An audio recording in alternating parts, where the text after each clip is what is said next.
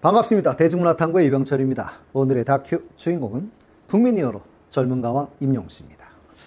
영웅씨에 대한 평가는 사실은 다른 가수들, 평론가, 작곡가, 성악가, 세션 등 다양한 음악 전문가들의 평가를 사실은 소개를 한번 해드렸습니다. 오늘은 전문가이긴 하지만 음악 관련 부분이 아닌 전문가들의 영웅씨 이야기를 기억나는 대로 가나다 순으로 몇 분 소개해 보도록 하겠습니다. 먼저 좀 재밌는 일화가 하나 있어서 이걸 먼저 소개하고 시작하도록 하겠습니다.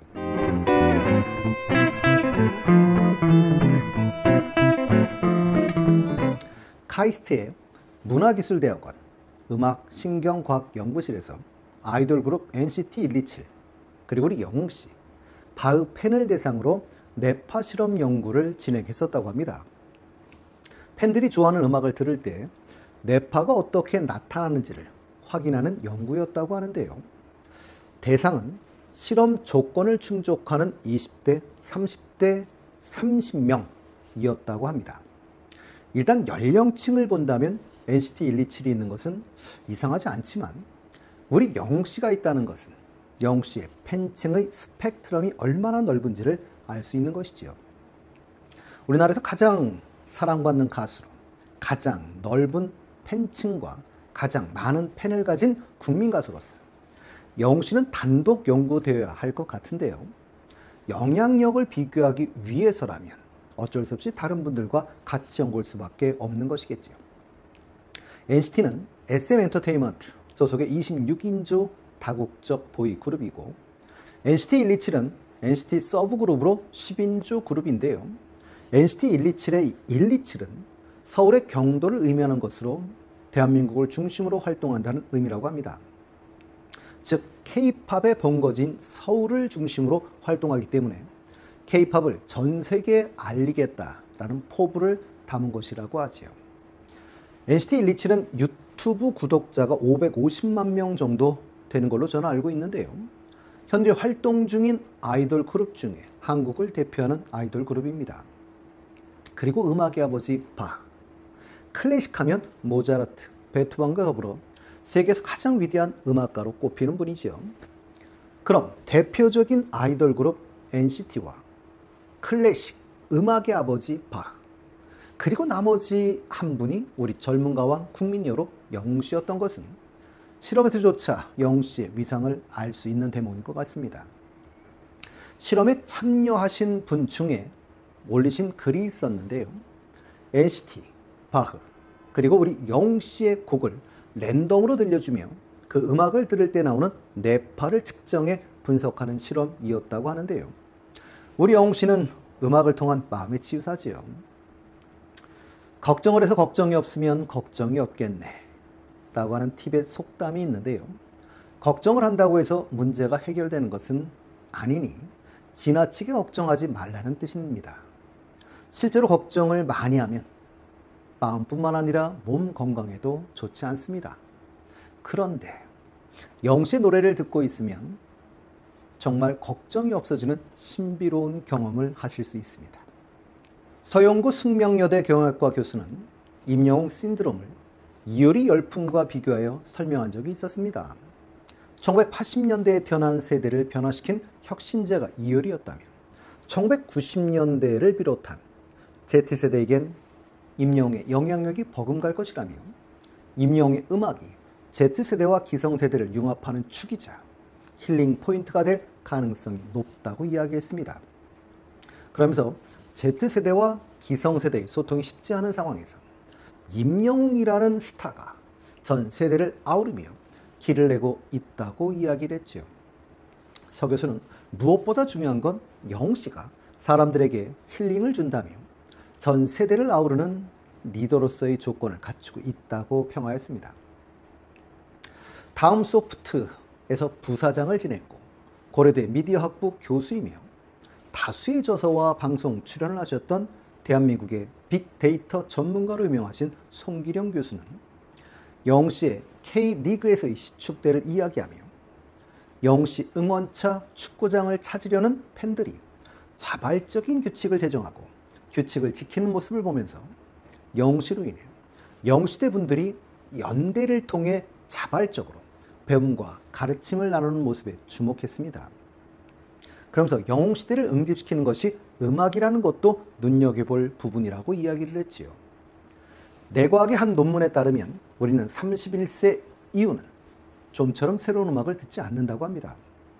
그러니 여러분의 플레이리스트를 열어보시면 그곳에 여러분의 나이가 고스란히 보인다는 이야기인 것이지. 이처럼 우리는 안정감과 관성 때문에라도 새로운 정보를 받아들이는데 완고하다는 사실에 당혹감이 들기도 하는데요. 영웅시대 분들은 이 논문에 따른다며 30세 이전으로 돌아간 것이라며 새로운 행복감을 느끼실 듯하다라고 이야기를 했습니다.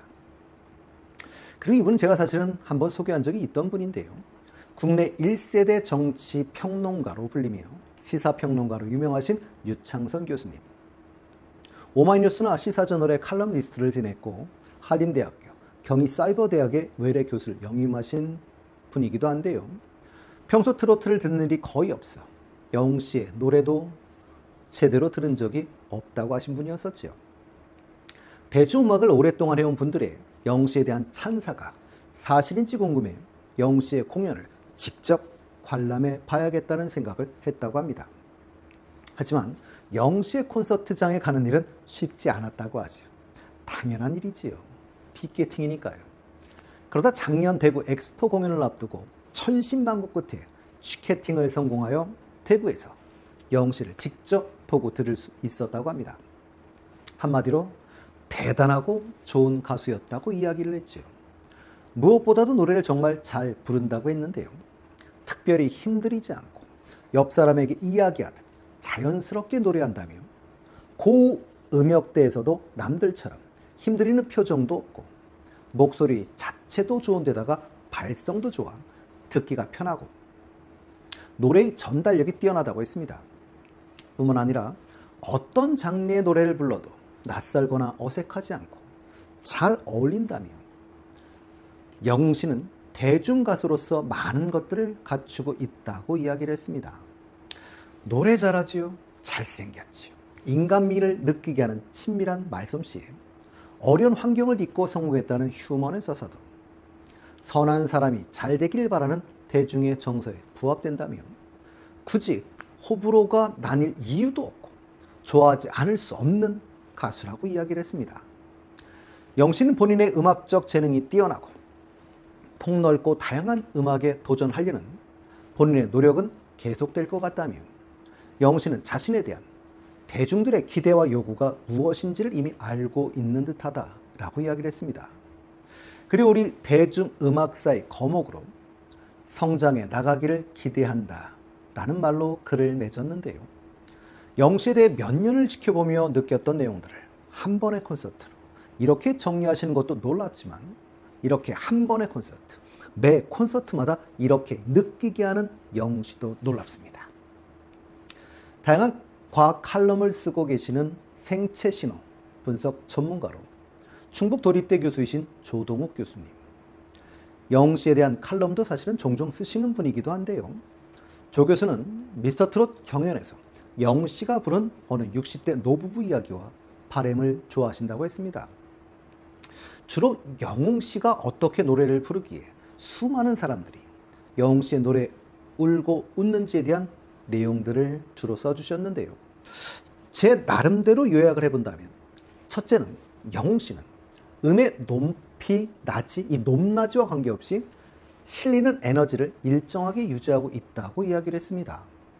통상 일반인들의 경우에는 음 높이가 높은 부분은 에너지가 높게, 음 높이가 낮은 부분은 에너지가 낮게 형성이 되는데요.